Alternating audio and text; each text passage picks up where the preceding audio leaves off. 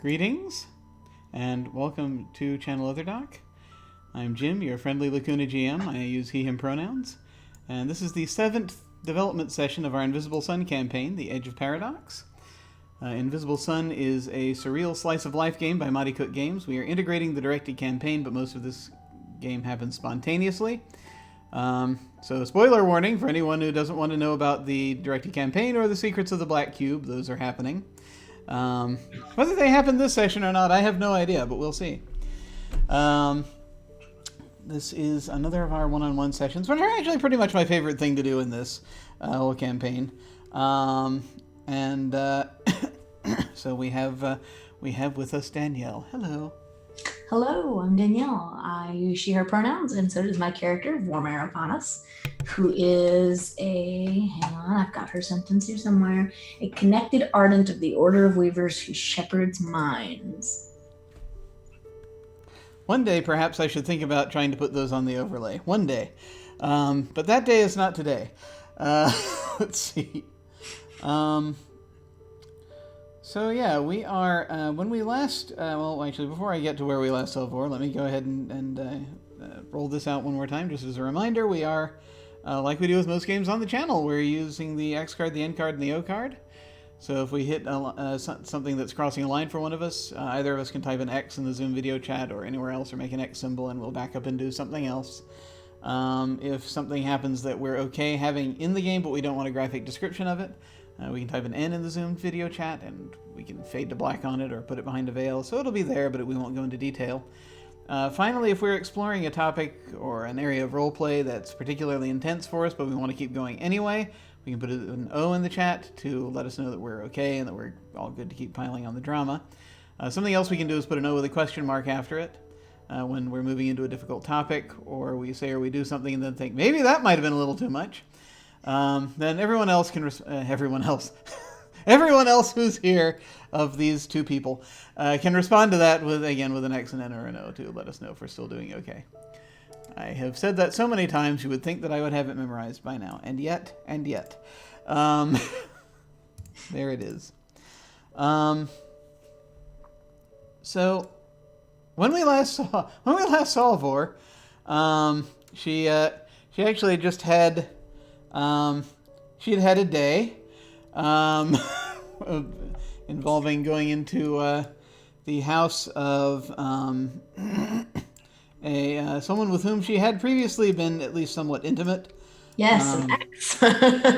I don't know if we decided he was like a full X or just like a one-night stand or what have you. So yeah, more like a one-night stand where she because there was some disconnect in her being able to remember his name. Yeah. So it was kind of more of that, but then of course there was. It's never a nice thing when you find out after this person has died that they actually were a bit more invested in you than you were in them, because he kept the picture. And he had it framed sitting on his nightstand. Yep. There was this picture that he took of you in front of the Susurrus fountain. So, I mean, it's a thing that happens, and he has passed on. And hopefully... And so is Alf. Yeah, so is his house. It's a good thing because he no longer has a place to live. The whole thing spidered and went away. It's hightailed it for the hills. So Vor has I think taken some time to just focus on what she needs to do for herself. Yes. Yeah. Well, and I think I took a bunch of stuff out of his pockets too. There was that, yes. I mean, this is what you do, right? That's ultimately how the final end of most breakups work. Yeah, I mean, I got like 2 mage coins out of it, and you take stuff out of their pockets. There was some good stuff in there. That's right. That's right. You gave them. That's right. You showed them the piece of paper, but you kept the coins. I forgot about that. Yeah, I pocketed those. Although I don't think I added them in my inventory, so whoops. Yeah. No, I know. I remember you have them, but it's just one of those things. Um, so,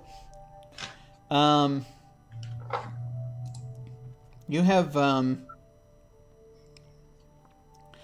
I'm going to just declare abruptly that there is a that as you've been kind of you're getting very close to hitting your second tier as a weaver, and so I figure I'm going to say that since most of your cell is probably kind of nearby, but the person, your mentor, lives a little bit of a ways in a district known as the Towers. Just very, very high up, where we have these things that are not unlike skyscrapers. And there is constant storm activity in that area. This is because lightning is her element. She is kind of, at this point, made of lightning. After having done stuff with with changeries for a little while, with the changeries, and also I think possibly one of your cell actually does work in a changery, so that also there's some discounted rates there. Yeah, there's some access. Get the friends and colleagues discount. Yes, exactly. Friends and cellmates. That to be honest, that's probably how Vor got her her gold band that she has that replaces her eyes. Yeah. That totally. So that's likely. That is likely what happened. What has been happening, and we will perhaps he teased reveal more about this Vizsla that works in a changery sometime later. But for now, I think that do you want to? But before we dive into this, was there anything you wanted to do aside from? Do you want to do anything aside from before you go to the towers for this lesson, or do you want to do something else? I'm trying to remember what all we got out of the our visit to that house. So I got the mage coins, I got a new ephemera, I think, and I think somebody else picked up his book. I think that was Shantano picked up the book. Yeah.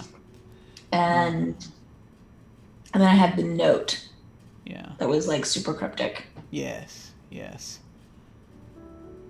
Probably shouldn't do anything with the note without the rest of the group, since that's sort of our through line. Yes, go on in, solo it. You can do it. Woohoo! With my on fire rapier. Yes. No, I think that's probably not a good. I would imagine this is probably the point where Vor looks at her watch, if we have watches, and sure. At Saturn, and realizes she's late for a lesson or something like that, and just oh my god, and runs off. This is what happens. Yeah. This is why she disappeared off that park bench. So yeah, they.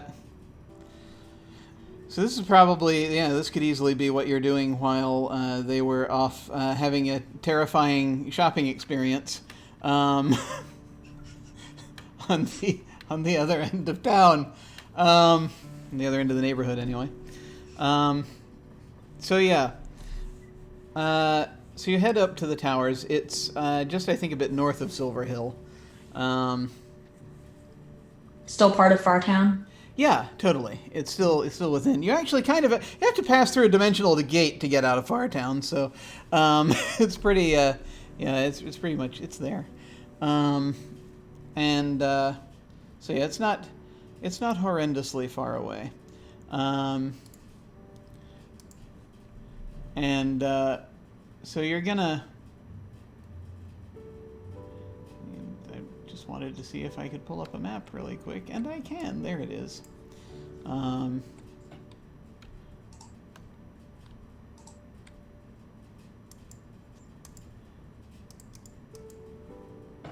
So, yeah, so like in the, not sure exactly where. We never placed the neighborhood on this map, but that's okay. We don't have to. We don't have to worry about it. I feel as though it's far enough away from the Vancian campus that they have a separate house. So Yeah. it's probably actually not far from the Changeries. Anyway. Vor probably has no desire to live anywhere near the Vancian campus. Yeah. So, you're probably not terribly far from the Castle of the Lie, which I will not go into detail about as of yet because I need to remind myself what that is. So, the this thing. In the towers, you always know you're coming into the towers because this is when it starts raining. Do you have like an umbrella or other item that you have brought with you, or did you just race out into the rain? Probably more in character for her to race out into the rain and not really even thought about it. You know, we were kind of in the middle of a thing at Varigan's house, and Yeah. And she lost track of the time. Oh my god. And just like bolts.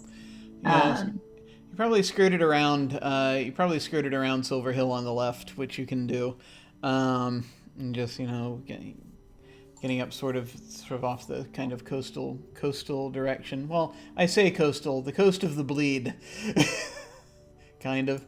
That you're seeing. Oh, that's right. It's got to be on an edge. Well, we'll figure it. I'll work out the map later.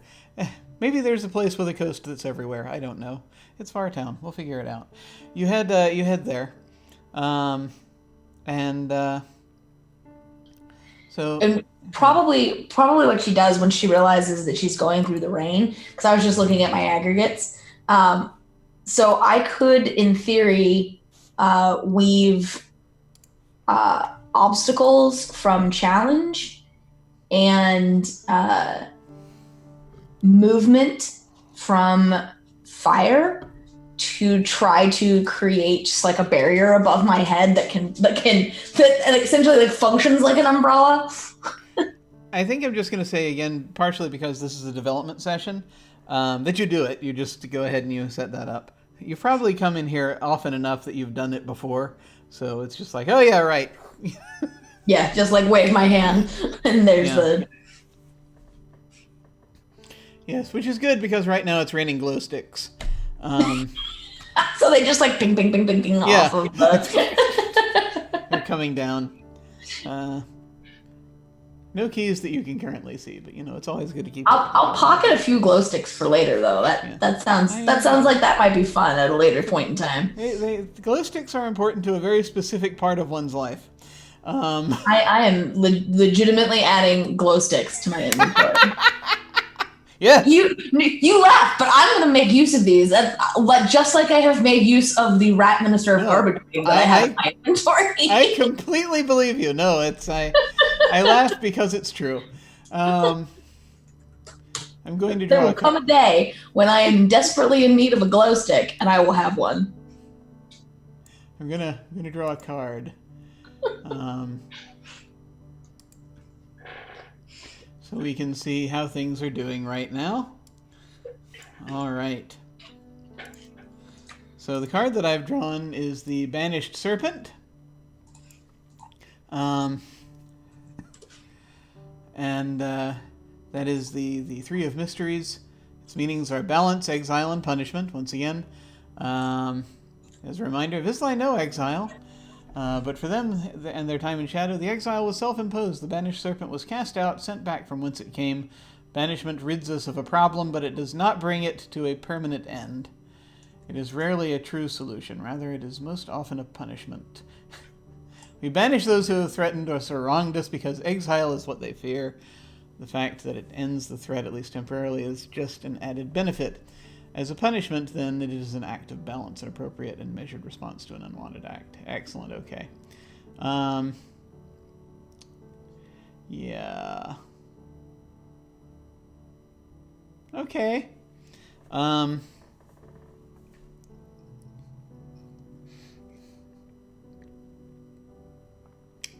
Your mentor has a penthouse apartment up, like, right in the middle of the big storm cloud. So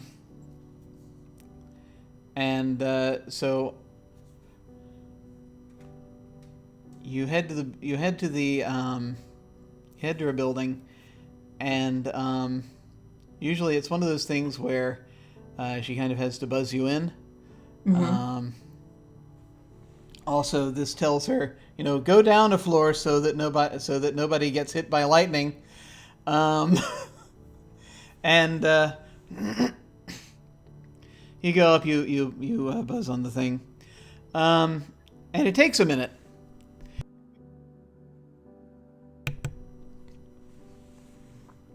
And then after a minute, you see on this sort of sphere, this crystal ball monitor thing, you see it's a very pale, sort of almost white face with a shock of blue hair. And she just sort of is looking out at you, and so Lady Volt looks out at you, and she says, "I'm gonna need a minute. Are you? This? It was today. It was now. It was now. It was now, Lady It's Volt. now. In fact, I'm a little bit late. I'm terribly sorry, but I'm happy to wait here if you need to fix something. You can come up if you wish, but I warn you, it's there are things going on up here, so I will leave that up to you. What kind of things? Do you like to dive into the unknown?" Of course. Then her image just flickers off, and you hear the buzz. Yeah, I'm going up. Like, all right. I mean, I'll take. I've got my shield that's above my head, so I'll take a moment to like maybe juice it a little bit more, just on the off chance that something is gonna happen to me. But yeah, no, I'm going upstairs. Yeah, that's definitely a thought. So you are heading up these. So you go in. Do you take the elevator or the stairs? It's a very tall building, but. Yeah, I think I would probably at least try the elevator to start. Okay. I have a bad feeling that her name is Lady Volt, so I have a bad feeling the elevator is not going to work the whole way, given the storms, but Vor will at least try the elevator. It's always good to give it a shot. Yeah. I now feel a terrible urge to pull another card for the elevator. Just to see what this experience is like. Oh, good. We got the Blind Guardian, which is a visions card. Its meanings are safety, impartiality, serenity, blindness, and challenges. Watches over us like a protector. It's probably our door it guards, because of its blindness it confronts all intruders equally, from the lowest vermin to the most powerful god, from the purest angel to the vilest demon. Its blindness also confers a calmness. You'll never see the guardian worry or fret, nor will you see it eager or anticipatory. To those that seek what it guards, it is a difficult challenge. You cannot bribe or charm this guardian, and despite its blindness, or because of it, is very difficult to fool or deceive. You've been here before. So there is that there is an operator, a person who operates this elevator. This person, which I shall now reload this page to see what random object comes up. Really? Sure, let's do that. This. Okay. So this is, I think, one of the reasons why you like coming here, because it is a this person who, like, they're sort of set up in this thing that's like a little gambling table, a little card table, where you think it's possible it's actually their bottom half that is the this card table, because they just sort of hover wherever they want to go. It's like maybe it's a chair attachment, or maybe the chair is them.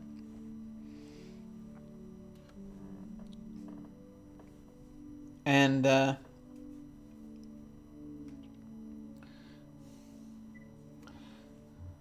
so this is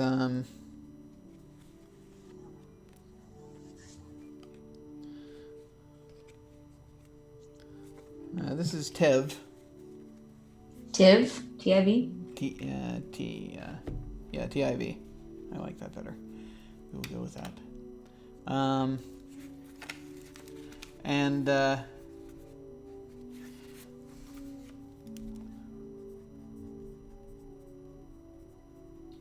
just sort of looks up. He's wearing his sort of little bellhop-ish hat as he's dealing cards out. He says, Mnemovore. Hi, Tiv. Hey. Which, are you going up to the penthouse? Yep. Lady Volt's invited me up. It's Excellent. time for another lesson. Well, then you know what to do. And he does on this sort of green felt mat. He lays these. He spreads out the cards. Their backs facing toward you. And I just need to draw a card. Yes, you need to pick a card. I love it. All right. Yeah, Vort takes a minute to sort of run her hands along the cards. It, like, from the outside, it looks like she's trying to figure out if there's like a particular energy being given off by one of the cards, but really she's just bullshitting. Like, there's nothing actually there. She just likes to give off the appearance of having some kind of sixth sense for the cards. And then I will draw one from somewhere in the middle. Okay. Do you want me to roll or something to determine? Well, if you look at the Roll20, you will see that there's now a deck of cards visible. Oh no! All right, I will draw a card. Because I'm curious.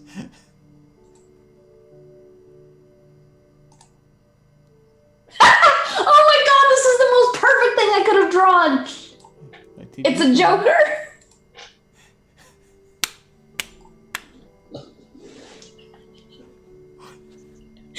It is! How freaking perfect! I wish I could show everyone this, but yeah, she drew a Joker. I was wondering. All right. That is the best. Well, there we are. Okay. So.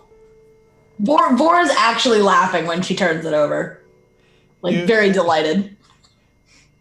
He's like, okay, well, here we go. He reaches up and he pulls the lever down. Please tell me what happens to the elevator because I have the Joker card, because this can only go well. It just means I'm going to draw another. I have to draw another card now. Because this is now...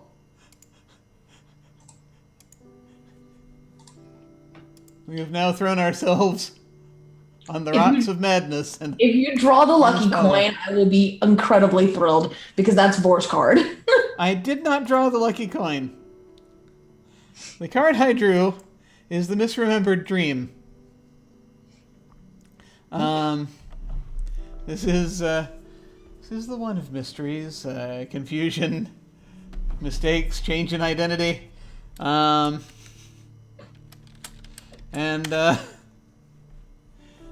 dreams are strange constructs of our subconscious, made stranger still because we don't remember them clearly, Some say that in shadow, people's dreams seem strange because they are remembering the actuality.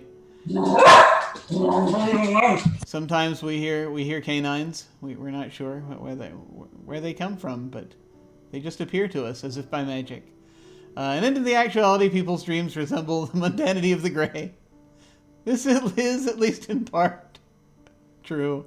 But of course, like anything having to do with the deepest reaches of the mind, it's much more complex than that. The line between memory and dream is already tenuous. Oh, it's real! Oh my god! Oh no! The dream is real! The line between memory and dream is already tenuous, but the memory of a dream or the dream of memory, who can count on that?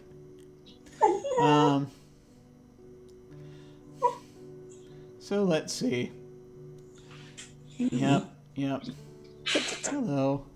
Hi. He's chasing squirrels. I think that the I think your dog is having the misremembered dream possibly right now. Okay. So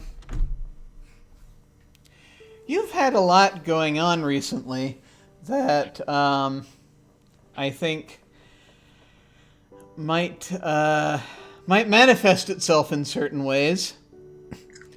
So I would like to know how has Vor been processing things like, say, for example, having to deal with the death of this person, with the death of Varrigan. I think, honestly, Vor's less shocked at Varrigan's death than at the realization that he cared about her a lot more than she realized. Because it was sort of a fling, and then, she basically forgot about it, and, it was fine. It was a very much, oh, wait a minute, I know that guy, sort of thing for her when they went to Varrigan's house. And so she's in a little bit of shock, but it's not so much over the death, especially because death for Weasley is such a loose concept anyway. The fact that he's dead doesn't necessarily mean she'll never see him again or anything like that. So that it's more just the realization of he was a lot more into that than I thought he was. And wondering just how, what he meant to her. Or what she meant to him. Yeah. Okay. And then, of course, there's the fallout still of the fact that she has, firmly convinced herself that imaginary things are real. Yes, this too. Which is why I think what happens here is that when the elevator ascends,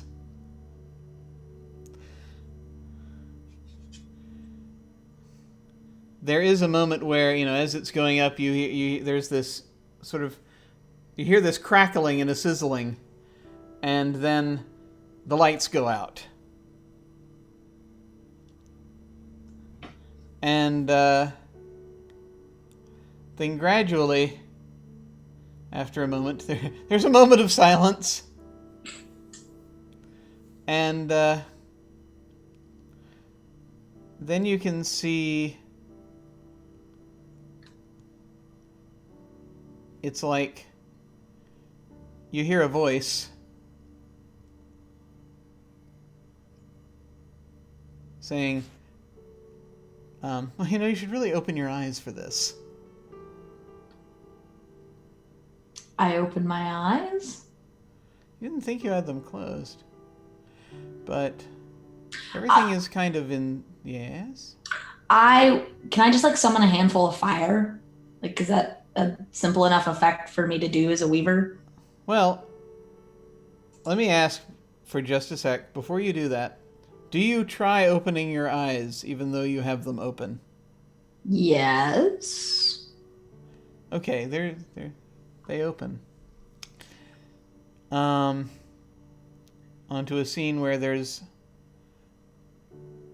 And actually, your eyes don't actually have lids, do they? No, I don't have like my Yeah. sight is more like it's in the D&D parlance. It would be like blind sight, right? Yeah.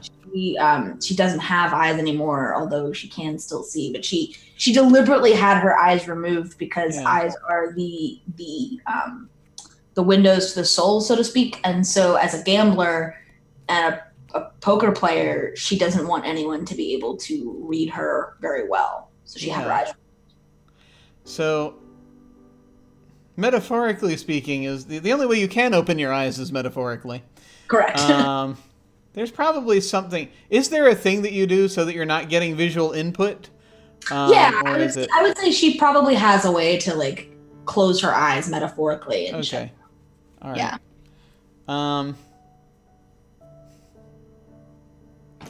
So you open your eyes, and as you're dialing in, light is around you, but everything is weird. It's like a little bit.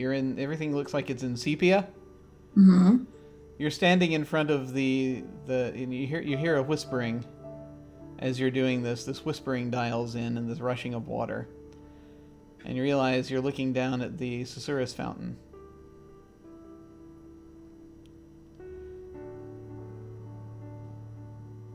And you look around, you're in the square, and Varigan is standing there taking your picture. Oh. It's the memory of the picture that he had in his room. Yeah. He's like, okay, yeah. Just hold still. Got it.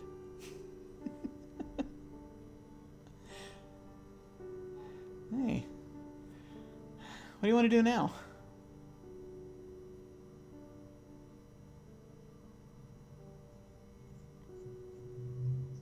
Is that in character as Varigan, or is that Yes, just... that's what he says. He lowers the camera and he asks, what do you want to do now?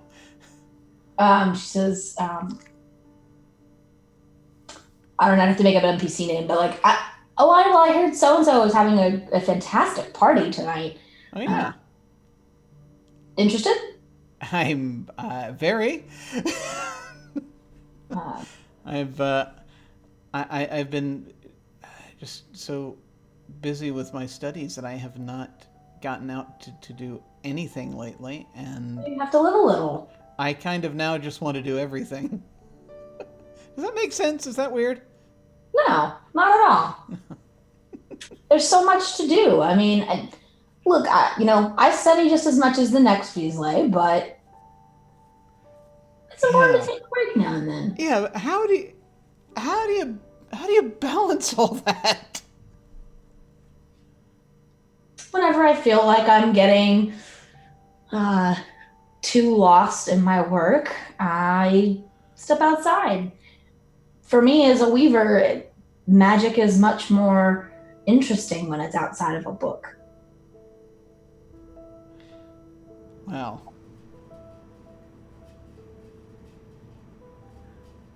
There's got to be something to that.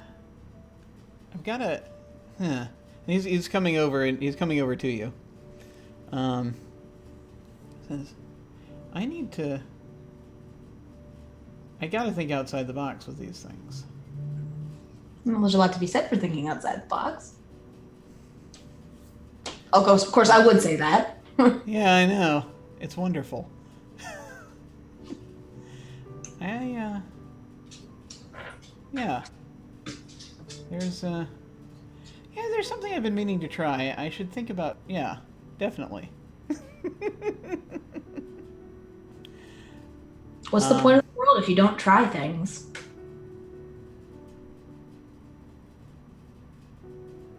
I think you're right. And I think at this point, in the memory, he is, or in this environment, which may or may not be your memory, he is leaning in to kiss you.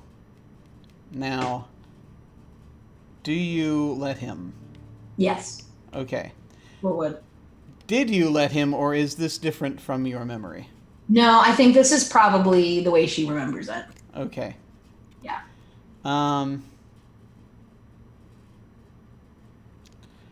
The thing that's different is you actually, when he kisses you, you get a flash of what it... Jim, why are you doing this to this poor, poor person? Okay. No, don't do it, Jim. Hasn't she suffered enough? Oh, wait, it's my job. You get a... There's no problems. We don't have a game, so... It's okay. You get this flash of insight, briefly, into what he is thinking about doing. My dog is very skeptical. Understandably so. Because he's considering an incantation. Right. That's right. That's how he ended up spidering the entire house, we think. Yeah. And he's thinking, damn it, I should just go for it. I should just give this a try. This is what we need. Is it the same incantation that he's thinking? Because I think Sean's notes me the book. It's not. Yeah, it's as far as you can tell, and this is very vague, but it's more to do with his general attitude. This I feel as though this was long ago enough that this was before the street disappeared and all that. Long before that. So this is more. It's not that he's thinking of a specific one. He's thinking about his approach to incantations in general. And he's thinking about certain things that he's been doing that he's been kind of risk averse, and he thinks, in order to progress, in order to get any further, I've got to think outside the box. And then the elevator doors open. And you're kind of, it's like, you're in the elevator again. Yep. And it's, this hallway in front of you is dark, save for the tines of lightning that will shoot down in the middle of the living room far ahead of you. I really like Lady Volt's place. This is pretty cool. I'll make sure my shield is still above my head, so if the lightning comes cracking down on me, it hits the shield and not me. So you got to turn it up, got the strength there. Yeah. This is probably something I've done before, because I feel like there's probably lightning all the time around her apartment. There is, yes. It's just a part of being one of her mentees. Like, you've got to be prepared to deal with the lightning. Pretty much. So yeah, you step in. And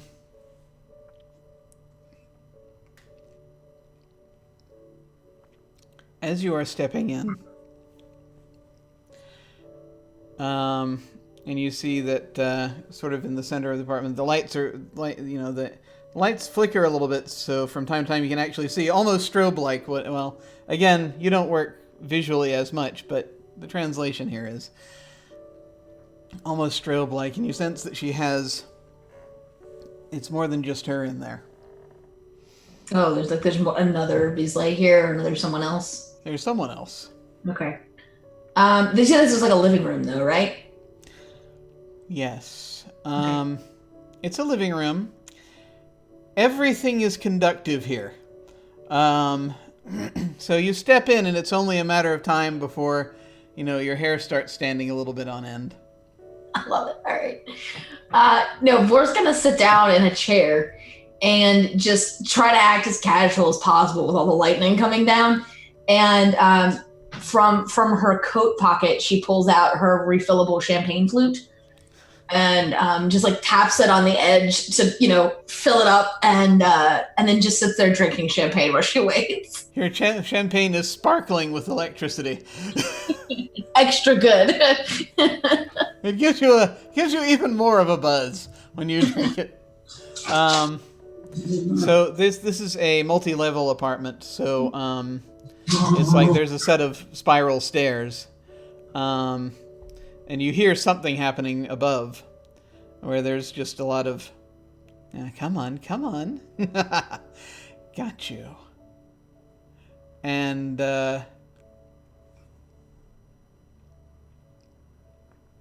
there is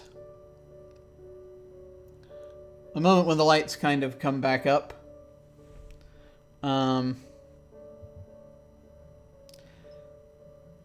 And you see her, she drifts down the stairs. Right now, she is wearing, she never really wears anything quite as mundane as sweats. This is something that's kind of a little more like a sparkling blue kimono that she is currently wearing. I love it. So basically there are, sparks coming off of her the whole time as she is essentially drifting down the stairs. She doesn't really have to walk much when she's in her apartment.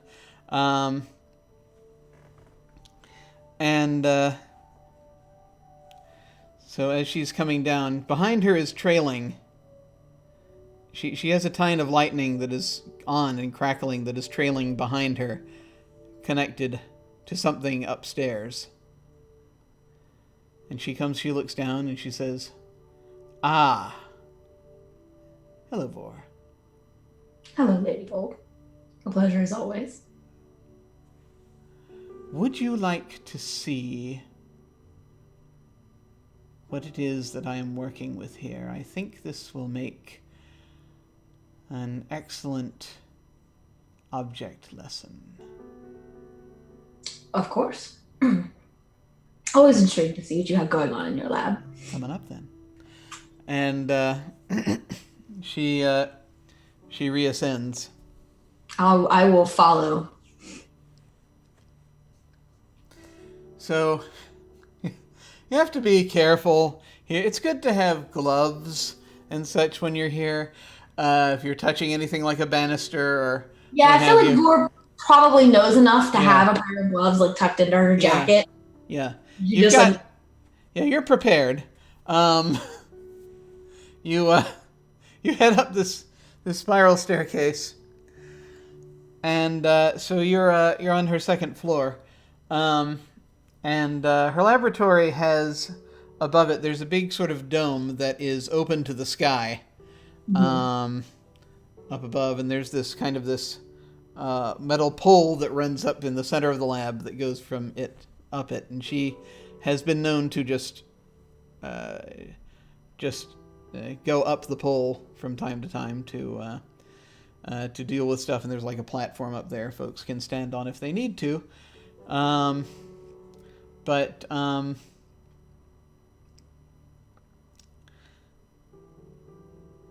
So yeah, you can hear the rain smattering on the glass, and you can see the lightning coming down.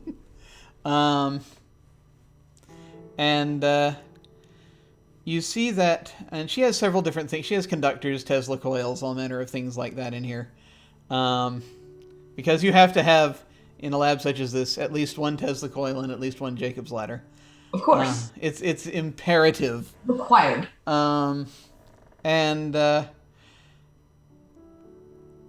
She has, on the other end of these tines of lightning that she's been keeping going, there is something that looks kind of like a cage. A cage made of electricity. Mm-hmm. And inside is this sort of this form that looks like it doesn't have distinct edges.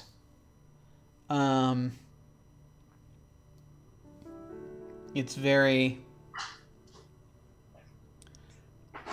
a lot of it is very indistinct, just sort of wavering back and forth, but one thing you do note, it is sepia colored, very much like the vision you just had.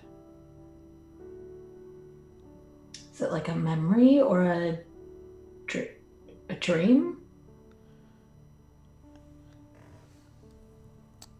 You're not sure? You definitely think it is something that is very much akin to the thought forms of the blue, maybe? Okay. I mean, I'll ask Lady Volt. I'll peer at it and then look back at her and say, a memory, perhaps? Or some kind of thought form? Perhaps. Yes. Yeah. I think...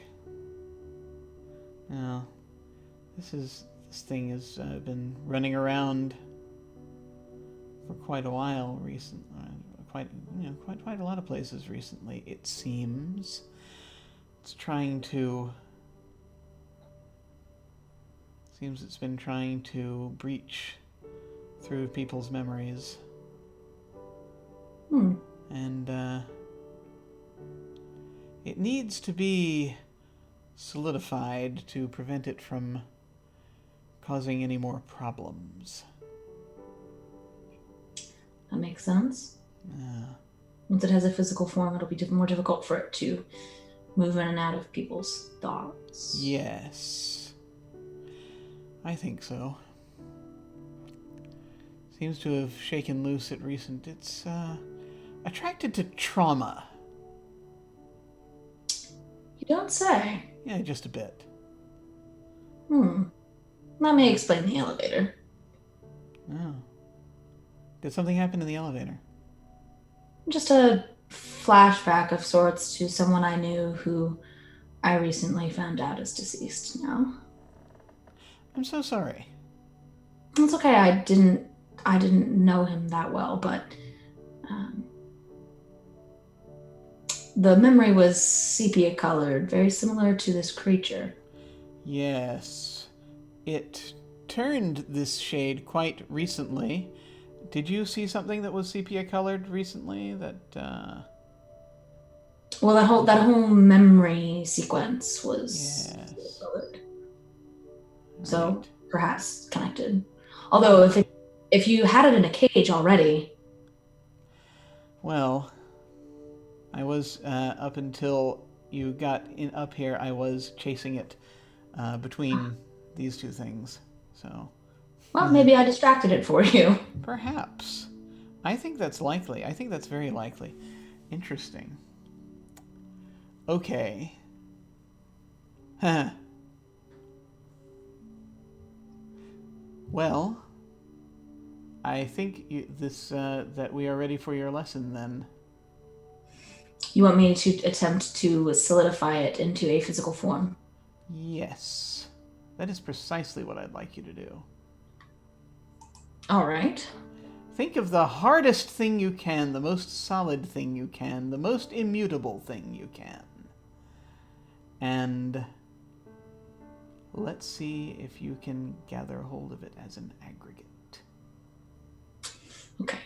So I will reach for diamond as an aggregate, since that is what I'm learning. And diamond has hardness as one of its properties. So we'll go with that, since that is, I'm trying to make this solid. And I will weave that with the purpose quality from challenge, because the purpose of this spell is to make this hard and solid. So I'm going to draw another card because this is kind of how we're doing this in development mode, and and the thing is going to happen, and I feel as though this is a good card for that. What card is it? It's the Mysterious Rune. Ooh. This is the Nine of Secrets. Its meanings are magic, mystery, and wordless communication. Words are spells, and spells are words. Runes encode words. They hide them in plain sight, store them. If you can decipher the rune, you gain its meaning and thus its power. Those who scribe a rune, or even those who hold the book or other object the rune marks, are its masters.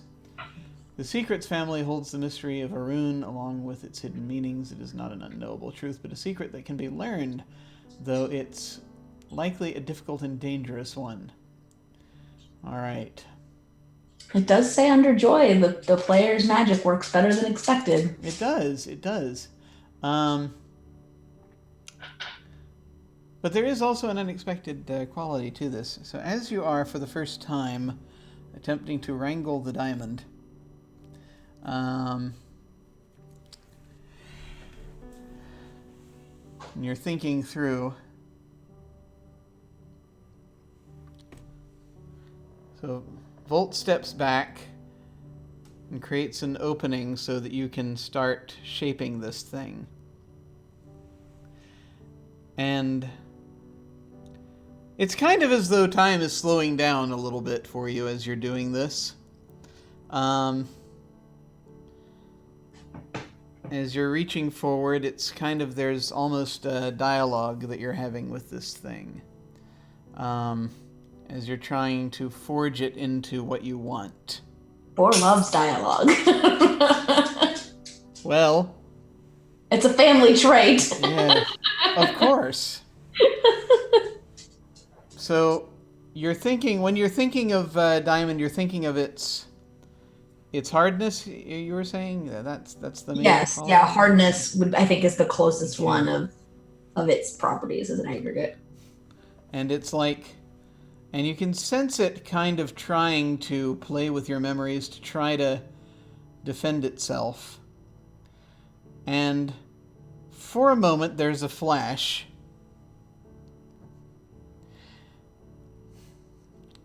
And you're standing. And you are standing in front of a very large rock structure carved into a humanoid shape, resting its head on its fist. This is a memory from Shadow, perhaps. This is a memory of, well, you were on the boat recently. I was. This is the, this is a memory of that immutable seeming being. Mm. The immutable cliffs. The guardians that stopped us. Yeah. On our way. And as you're trying to, it sort of sensed you were trying to work with this hardness, sort of trying to slide in that direction and is trying to work its way out. And so it looks down at you, sort of looks. It doesn't really have eyes exactly either.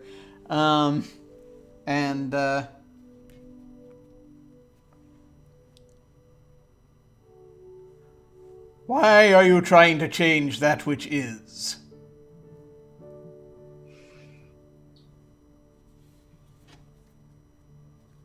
Because that which is causing trouble.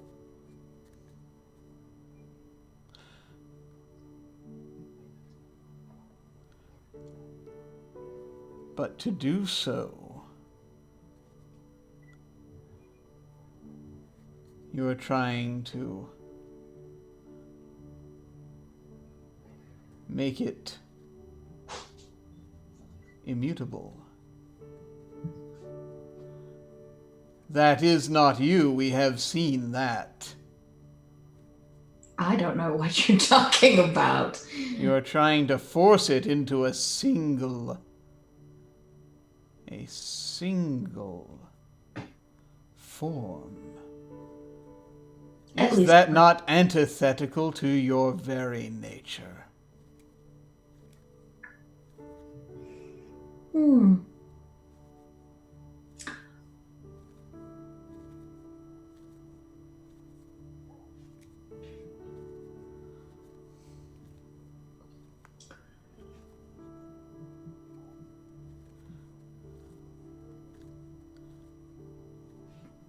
I think we'll come back to that because that's a good point. Is this what you want the end product to be of your magics? Creation of more that is immutable?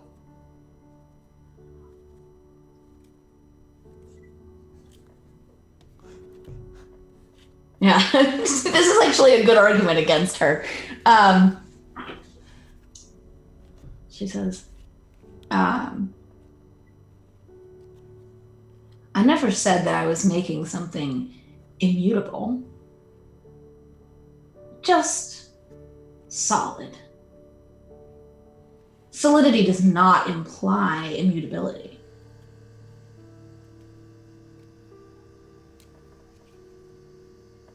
After all, can you not shape stone? Can it not still become something other than what it was?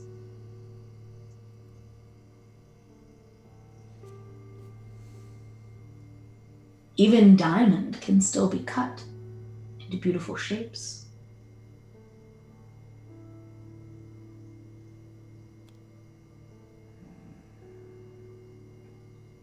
Potential, then.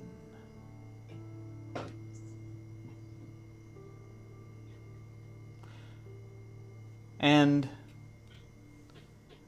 the vision wavers. What do you shape this being into?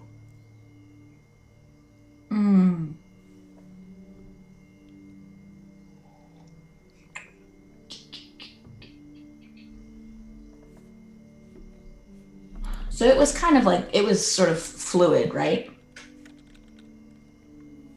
Yeah.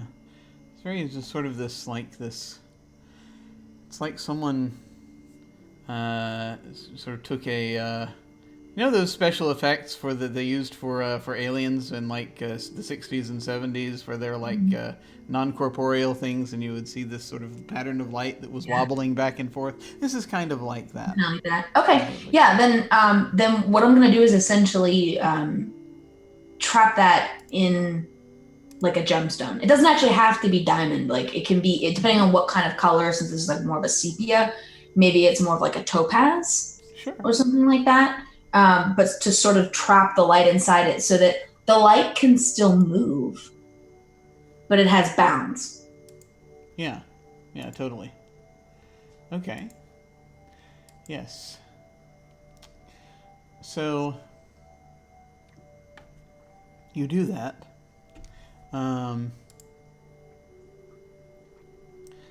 The light gradually it just sort of coalesces as you're shaping this, and eventually the form shrinks down until you see this just hovering midair, this little glowing topaz. I'll reach out and grab it. Reach into the lightning cage. You got it. And turn and show it to Lady Volt. Yeah. Well done. It turned out quite beautiful. It did indeed. Huh. I knew you had it in you. I might keep it if you're okay with that. Yes, I suspect it could be of help to you. Yeah, I mean, if it is a creature of memory and it's technically still alive, you can sort of see it moving around in there. Matches my abilities with thoughts fairly well. That too. It might help you to focus things a bit if you've been having any difficulty with that. Or, well, to help deal with things if you need help with that. Yeah. Especially since it seeks out traumas. I suppose it could be very useful for myself or even anyone else of my friends if they are experiencing something that it would help them to better investigate or interrogate. Indeed. That makes sense.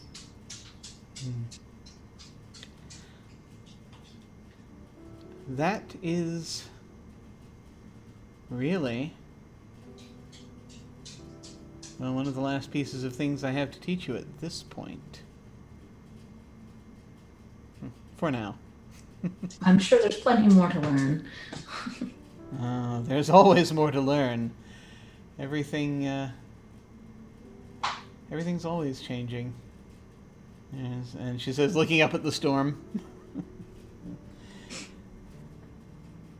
And, quite a lot happening fairly constantly. It's been a busy couple of weeks for me, too. We must catch up.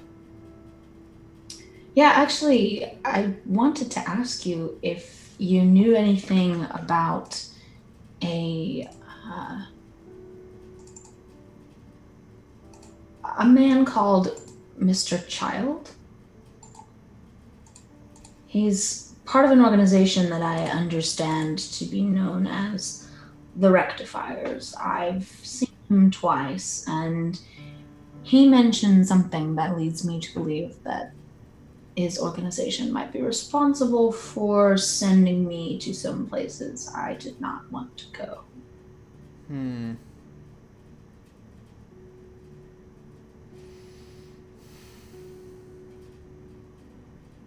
You're a little bit better connected than I am. I've heard of the Rectifiers. Most certainly. You know, sort of rather, well, they all do things rather independently, so they're only an organization in the loosest sense of the term. But, yeah, their organization is about as, well, perhaps even looser than ours. They are sort of what one might think of as bounty hunters, in a way. That makes sense, given my last conversation. And you need to find out something about... Ideally, I think someone took out a bounty on me. And I'd like to find out who took it out. Do they have any records? I think they would. It makes sense.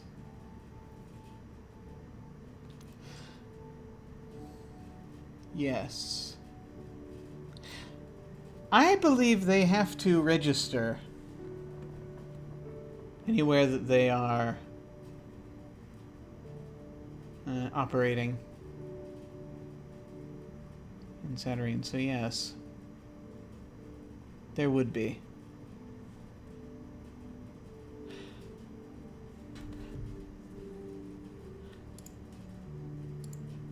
Would it be Might some possibly. would it be some sort of government office? So there would be. So all of the records would be, of course, in the library if one wants to spend, the time to go delving in there. But then also, probably anywhere locally that has its own record office, it would also be there. I don't know if you've I don't know if you've been into the library recently, but it is it is one of those things where one wants to take provisions. Yes, it sounds like an expedition, which I'm not sure I have the enough time to do at this point. There's some other things going on with a missing street that my friends and I are trying to figure out right now. And, sounds exciting. Oh, you know, it's never a dull day in Saturnine. Believe me, that's true. Do you happen to remember where it was that he apprehended you? I don't remember precisely where he caught me. A lot of my memories are still from returning from before I returned from Shadow are still uh, patchy at best. Well, if you can figure that out, then whatever their local record office is, that's where you would go. Because he would have to have registered there. Perhaps your new friend can help you.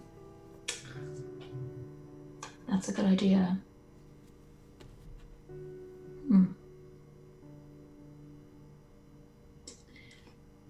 Would you mind keeping an eye on my body for a moment? I think we should head back down into the living room first. There's up here. It's the things are a little less conducive to conducive to your body not being conductive. to things that are delicate. Quite. Sure, absolutely, a fine suggestion. And all right, I'll meet you down there. And she, now that she's not actually dragging anything, she just does this thing where she almost turns into a lightning bolt and just goes down the stairs. I love it.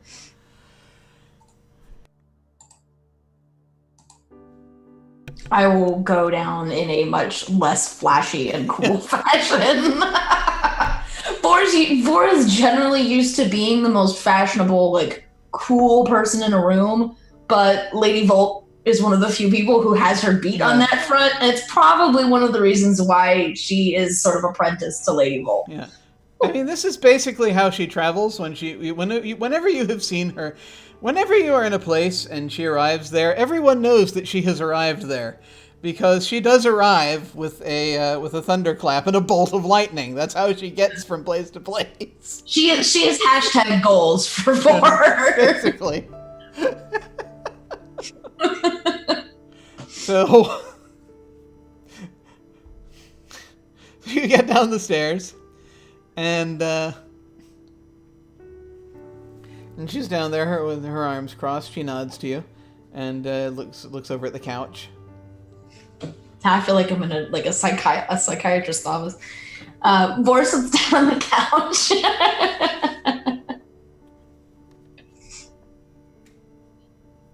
And I'll take it. I probably still have the topaz in my hand. I don't think I really put it away. So I will.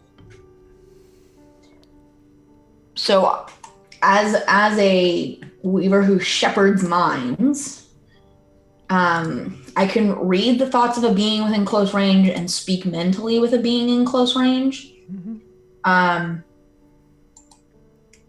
So I will reach out to this entity in the topaz mentally and essentially focusing on like that I want to remember this particular scene of like what happened that got me chucked into shadow by the rectifiers. Okay. And also sort of gently promising it like, hey, you can have a meal. If you help me remember. And I'm going to draw another card now.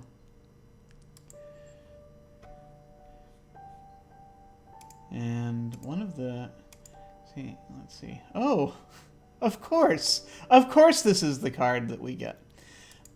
Here's the thing. So, right, thus far, what has been revealed is that essentially, if what he was referring to was that you went poking around in somebody's head.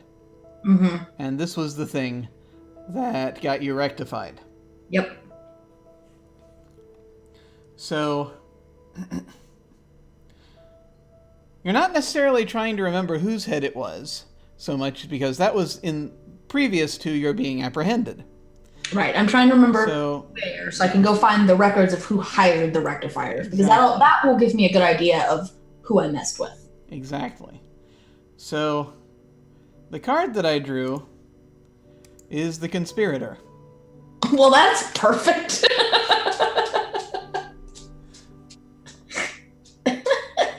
Was this not the card that I drew when we got the Rat Parliament, or am I thinking of something else? It honestly might have been. Might have been. As a quick reminder, Seven of Secrets meanings are upheaval, hidden agendas, gossip.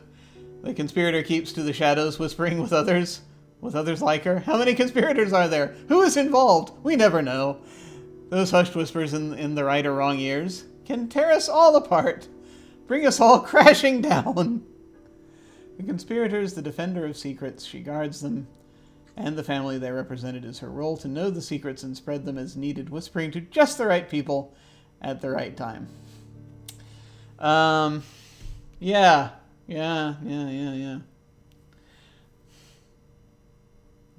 Okay. Yeah, let's tie it to that. Why not? Let's do that. I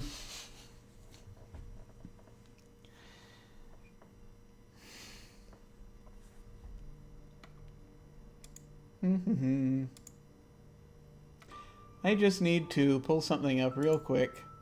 Take your time. Because this is perhaps important.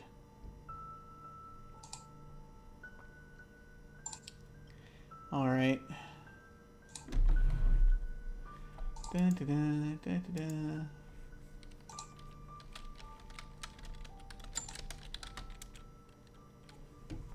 Here it is.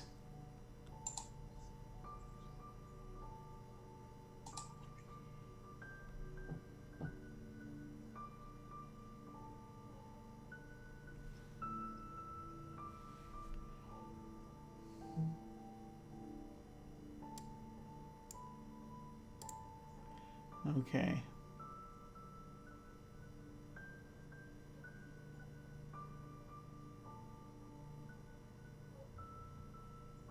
Yeah, sure. Let's knock that domino over, shall we?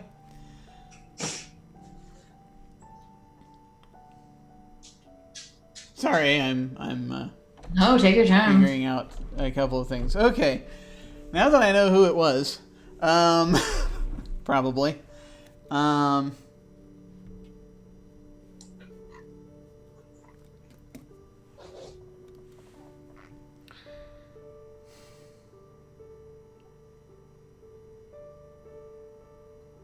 Yeah. Okay.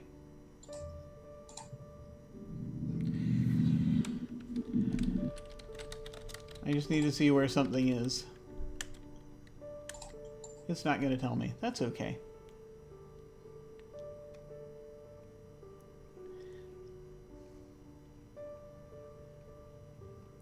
That's fine. So I can put it wherever I want.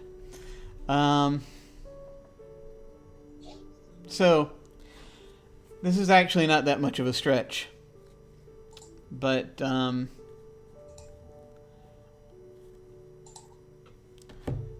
you were apprehended. Let me pull up the. I need to pull up the thing. Look here again at it.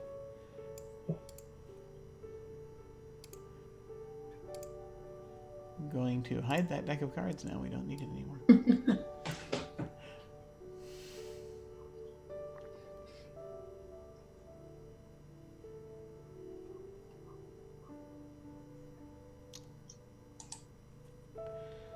All right.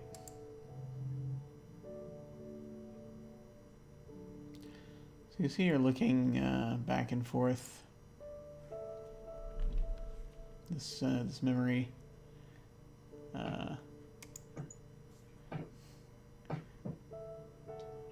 And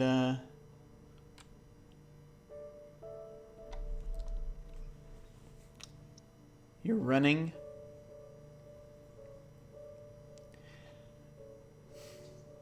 And you're running away from something you can't clearly remember.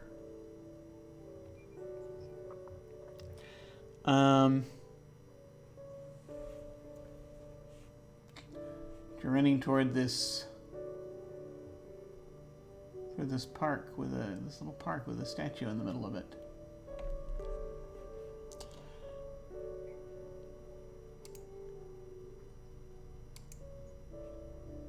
And in order to describe this statue, I must first open another document. Invisible Sun. So many books. Yeah, that should be its tagline, really. Invisible Sun. So many books.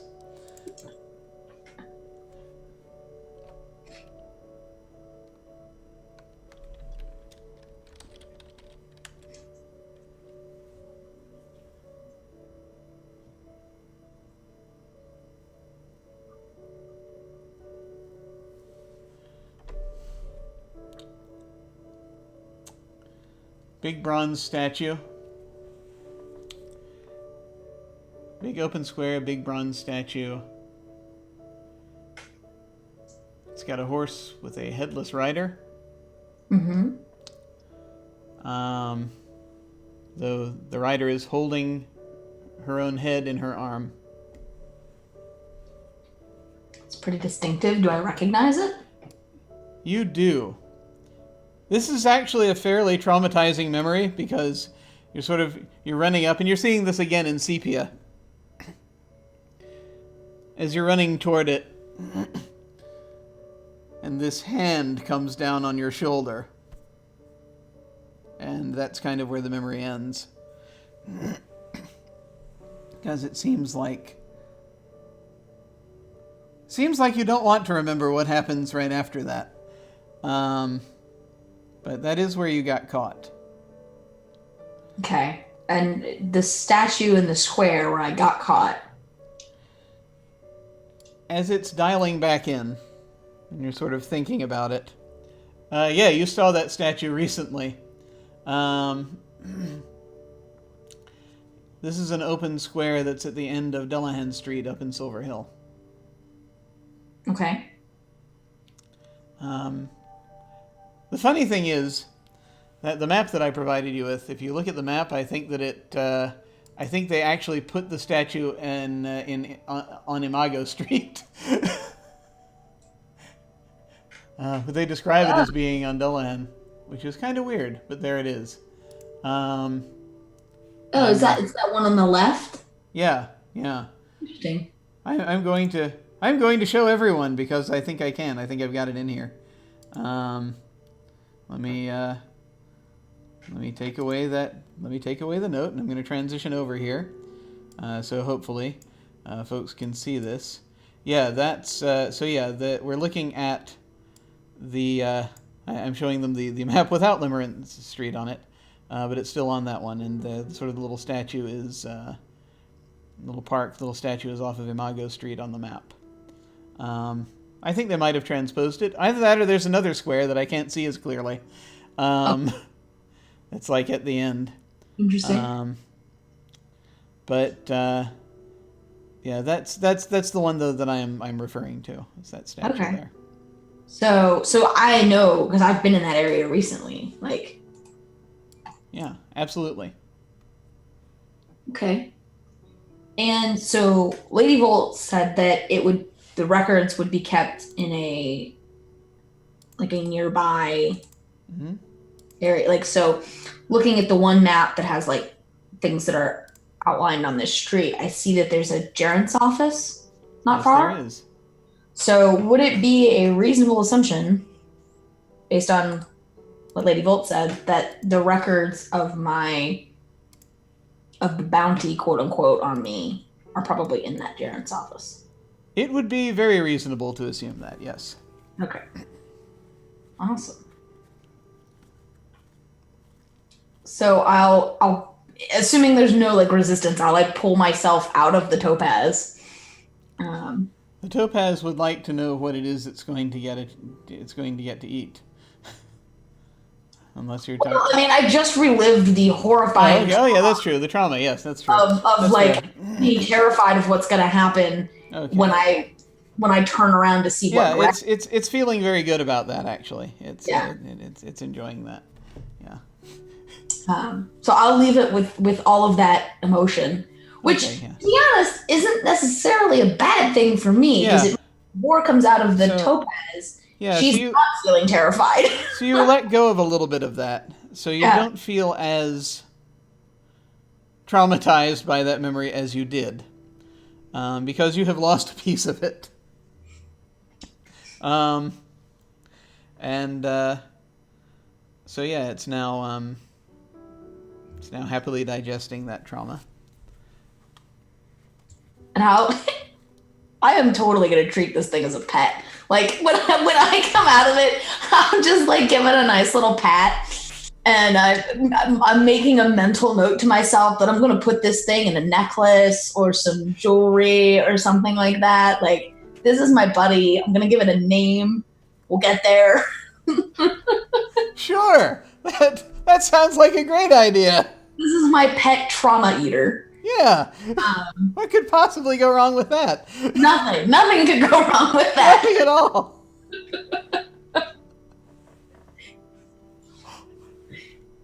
God forbid anyone tries to steal it from me. They're in for a world of hurt. It's going to be. Thank you so much for giving me this wonderful gift. Okay. Yeah, you're welcome. Yeah, so so you've done that. Yeah, so I'll pull myself back out of it and look over at Lady Bolt and say, Dullahan Street. She's you see that she's sipping what looks like a little out of a teacup. Mm-hmm. And she says, excellent. And she'll gesture down. There's a teacup actually sitting on the table in front of you also. Oh, perfect. I will definitely have some tea, yes. Interesting. So that's the site of it then. Yeah, and I Jaren's office is just on the south end of that, I think. yeah, so I'll probably pay the Jarrett's office a visit. It is interesting, though, that it would be Dullahan Street because the street that's missing that I mentioned earlier that my friends and I are investigating is actually Limerence Street, which was once right next to Dullahan Street. Dullahan's next to Imago, isn't it? Currently. But Limerence Street used to exist there. It's okay if you don't remember. There's a lot of people who don't remember. That's interesting. It's also not good. It's very not good. That's what we thought. Wonder what forces are actually at play here. We're concerned that there might be an incantation involved. No. It's not the kind of thing one should just leave up to rank amateurs. Well, are you familiar with Variegan? A child, so to speak, of Her Elegance? Oh my goodness. That Variegan. Yes. Wait a minute, weren't you and he... Briefly. Yeah, that's okay. When I mentioned earlier someone having passed away. Oh. From what we can gather... He's dead? Yeah. We found his body in his house. It was... You hear thunder rumbling a little louder, and she's looking up. This is not good. His house was spidering when we found it.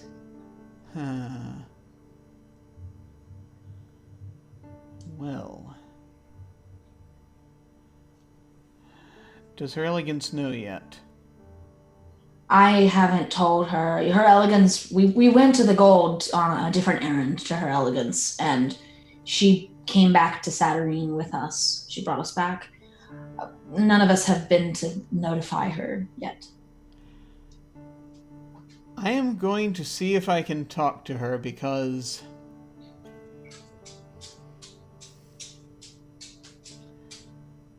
We need to be very careful right now. Ancient things don't shake loose. What sort of ancient things? Ha. I'm not entirely sure. That's part of the problem. Um, You can't remember? well, it's not so much. Uh, yes, but not for the same sort of reason as whatever this is that you've just been talking about with this street that may or may not exist. It has to do with there are a lot of different possible things to choose from. So as there are a lot of different possible ancient forces to choose from here, I'm not entirely sure what it is that he was getting up to.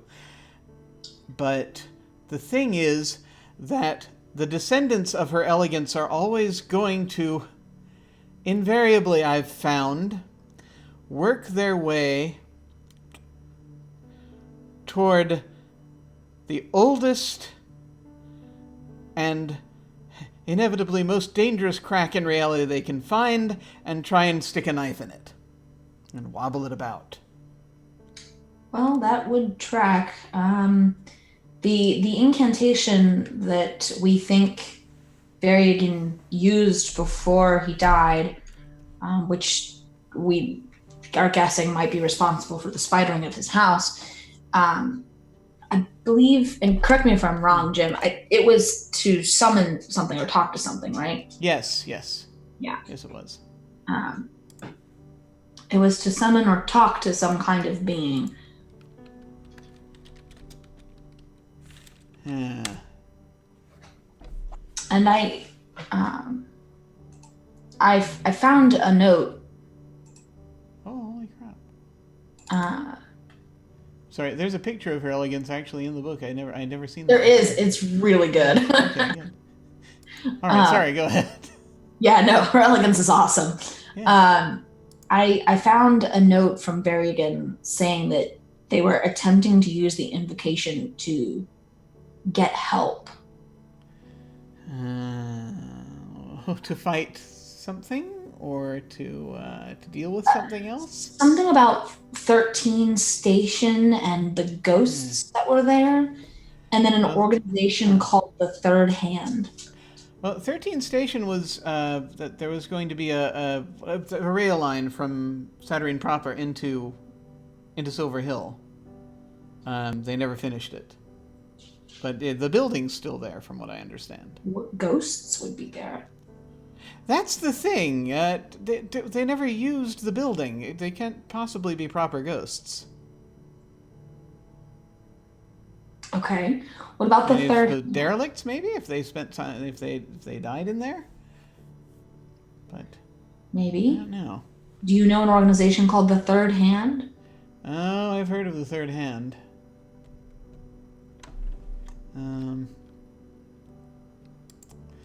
I just was thinking more of the connection between Varigan's house spidering and the fact that his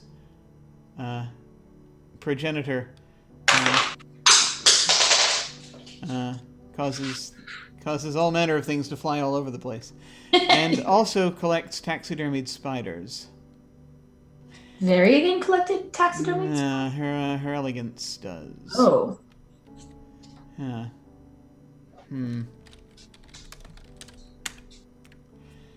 The Third Hand, it's no, they're looking to they've just sort of a kind of a fellowship, a consortium.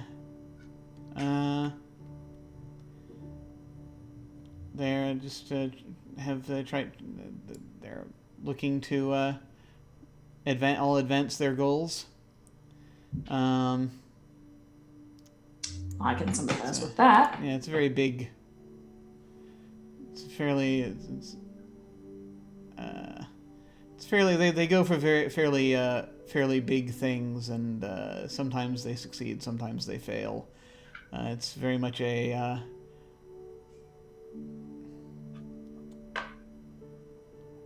It's very much a big thing for them, where they have a project and they marshal a project together, and then it either succeeds or fails depending on how well it does. Do you think So I know you said her elegance collects taxidermied spiders. Yes. Do you think that the entity or being that Farragon was trying to contact is a spider of some kind? Well, if it is, then one hopes he knew what he was doing in picking his targets.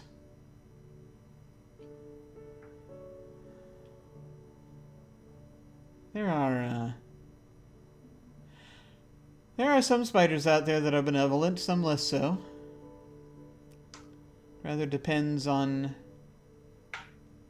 what direction he was trying to go in when he was making his contact.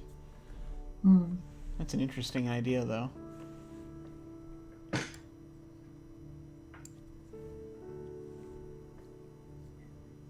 Interesting.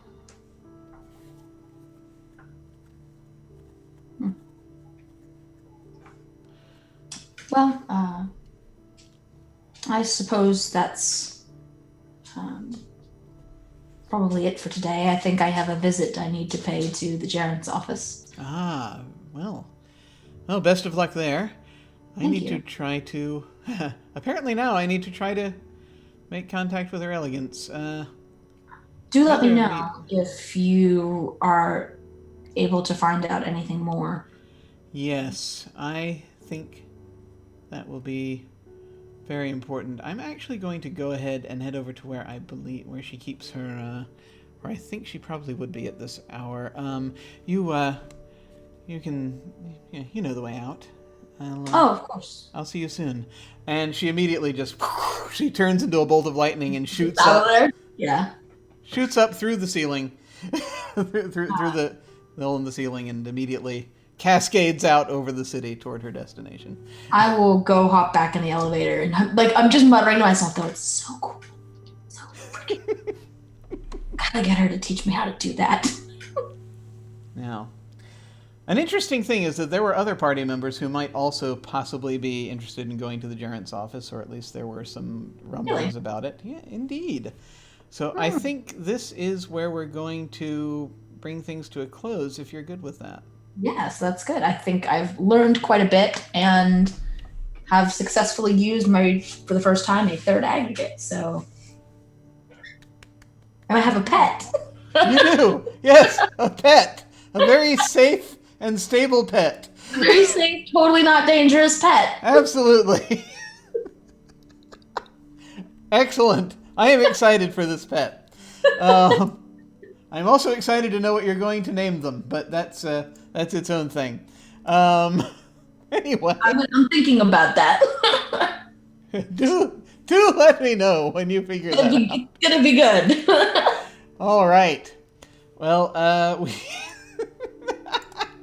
well, thank you very much, folks, for watching. That brings this session to a close.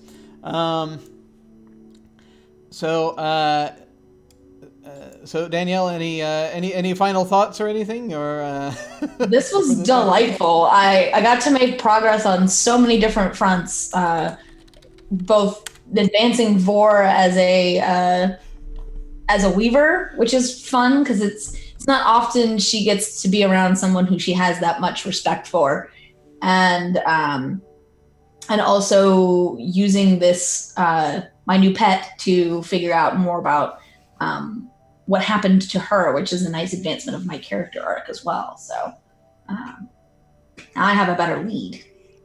Excellent. Cool. Well, where can folks find you? Oh yeah, you can find me. I see it's already in the Twitch chat. I am Racontor on Twitter. I'm also Thaliolata on Instagram, where I post mostly cosplay stuff. But you can find me on Twitter doing a whole assortment of nerdy things, writing, movies, TV, video games, TTRPGs, you name it, it's nerdy, I do it. And as far as other games, you can find me on at Variant Rolls' channel, Wednesdays at 7:30, where I DM Dungeons and Deductibles, a 5e D&D game about fantasy insurance claims adjusters who work at Waterdhavian Farm. They're currently trapped in a crypt underneath the City of the Dead, so this can only go well. And you can find me Fridays at 8 also in variant roles where I play Harmony Ward, a what I affectionately call Wizard Disaster. She finally got to set things on fire this week, and that included an elf on purpose and a gazebo on accident. So she's very, very, very similar to Moore, just in a slightly different universe. Although her traumas and hangups are a little bit different, but they both like setting things on fire. So yeah, you can find me there. Awesome. That's great. Well, folks, as for me, I will just say that for anyone who wants to, it was very briefly, Lady Volt appeared in the campaign A Woman with Hollow Eyes, their second season over on the folks, the One Shot, the One Shot Network stuff, the One Shot podcast, which has now become a Twitch channel.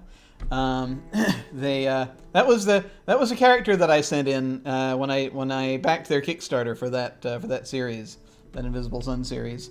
And they ended up using her very briefly. It was toward the end of an episode that was toward the end of that season, where a bunch of things are going chaotically, and she's up on a roof trying to deal with them, basically. So that was very delightful, and so I'm glad I had the opportunity to make use of her in this campaign. So she's there. She might come back at some point. We'll see. But in the meantime, I'm Jim Ryan. You can find me at OtherDoc on both Twitch and Twitter. My website is jimyesthatjim.com, where you can find my Geek Observation podcast and links to my various other podcasts, audio dramas, writings, and such. I've got links down below to my website, Twitter, and YouTube channel. So later today, we're going to have our full session of Invisible Sun. That's tonight at around 8 Eastern. Where we'll have the rest of the folks, presumably, to continue investigating their the various things that we're looking into. I actually at this moment cannot remember exactly where we left off, so I will need to go back and check that out. Oh yes, that's right. No, they were doing they were going to go see Karen. Oh God, so we're probably going to see Karen for the first time. Heavens help us.